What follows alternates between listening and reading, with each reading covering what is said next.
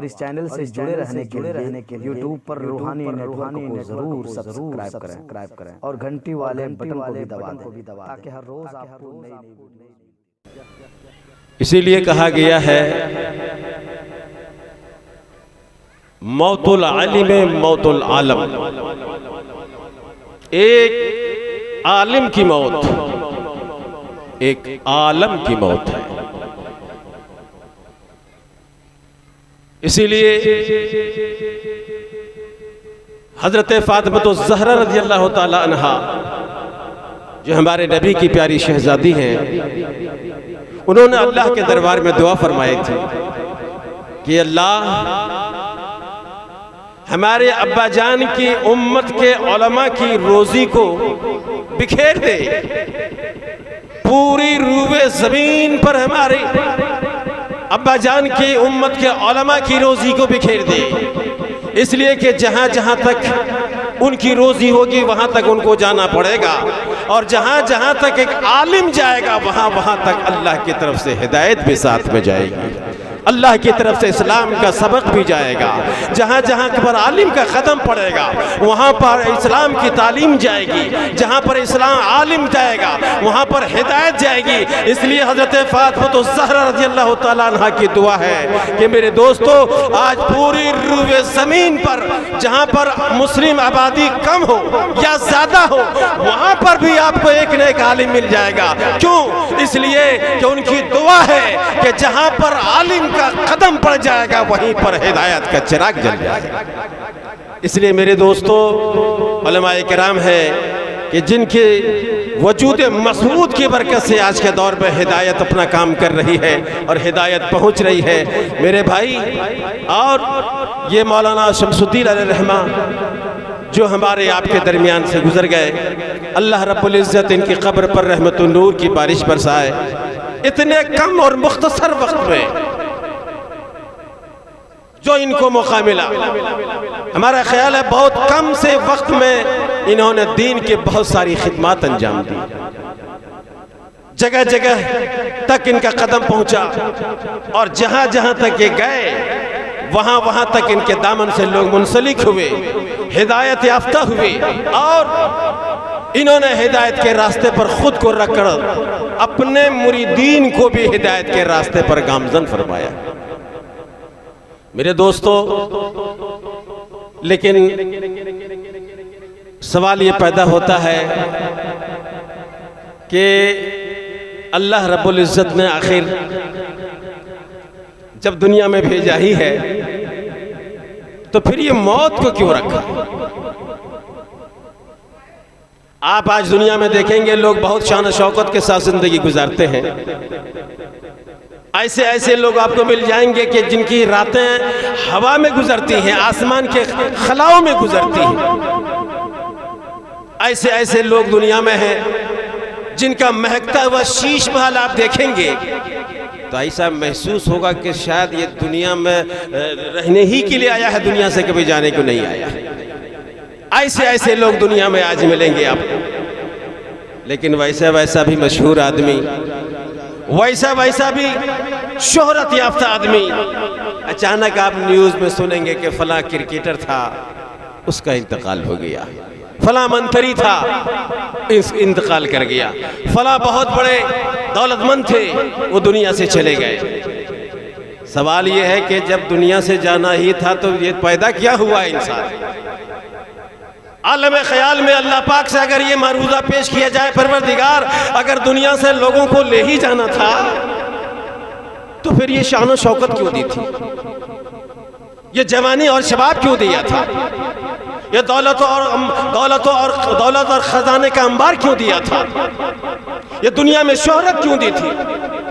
ये जिसकी तूती बोलती है, ऐसे ऐसे लोग भी दुनिया से चले जाते हैं। आखिर जब दुनिया में ऐसी शोहरत देना ही थी तो फिर उसको मौत क्यों दिया? तो मुक़द्दस कुरान का ऐलान ये जवाब देता है। अल्लाह ताला मुक़द्दस कुरान में फरमाता है, सुनो ये जवाब कुरान दे रहा है कि जब दुनिया से ले ही जाना था, जब दुनिया में भेजना ही था तो फिर ले क्यों गया? और इतनी शोहरत दी थी फिर दुनिया से चला क्यों गया?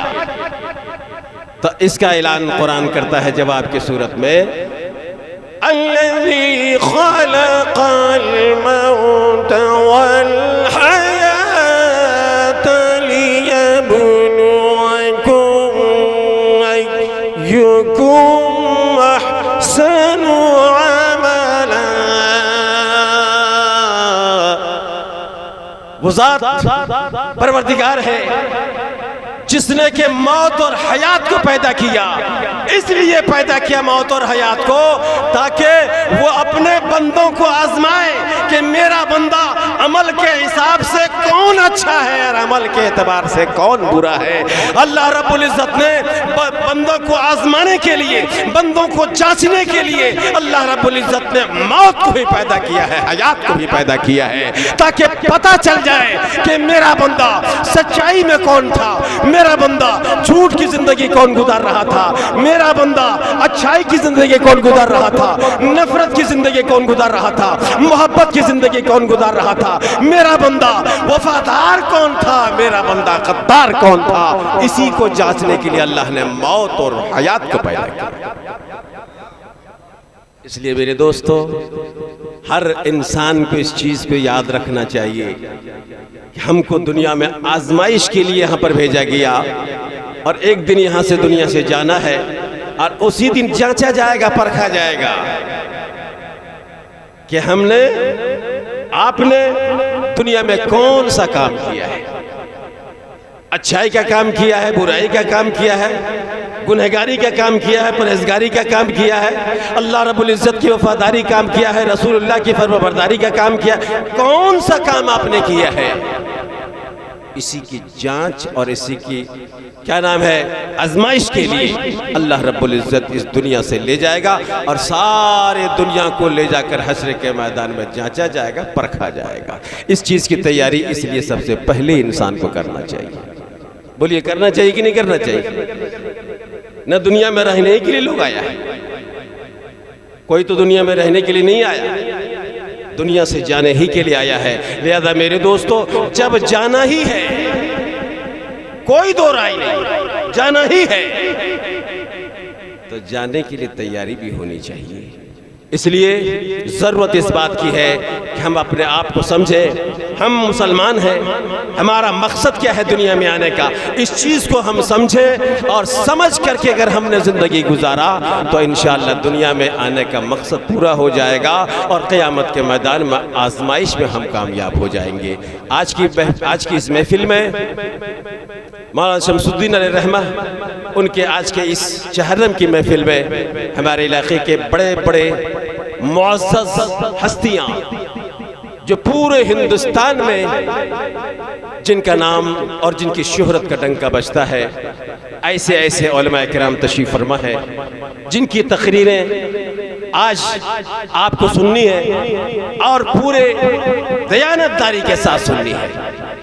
उनका सबक, उनकी तालीम, उनका पैगाम लेकर के आपको जाना है। आज फाजिल जलील, फाजिल नौजवान, मुक़र्रिर शुअला बयान, हाफिज़ कुरान हज़रत हाफिज़ क़ारी मौलाना शहाबुद्दीन साहब क़िबला, आज उनकी नायाब तकरीर आपको समाअत करनी है और साथ ही साथ हमारे इलाके के हर दिल अजीज़ ख़तीब मुक़र्रिर शुअला बार हज़रत अल्लामा मौलाना जसीरुद्दीन साहब क़िबला, ये भी जलवा अफरोज़ हैं। इनकी भी नसीहत अफरोज़ तकरीर और नसीहत आमोज़ बातों को अपने सीने में जगह देना है, अपने दिल में जगह देना है।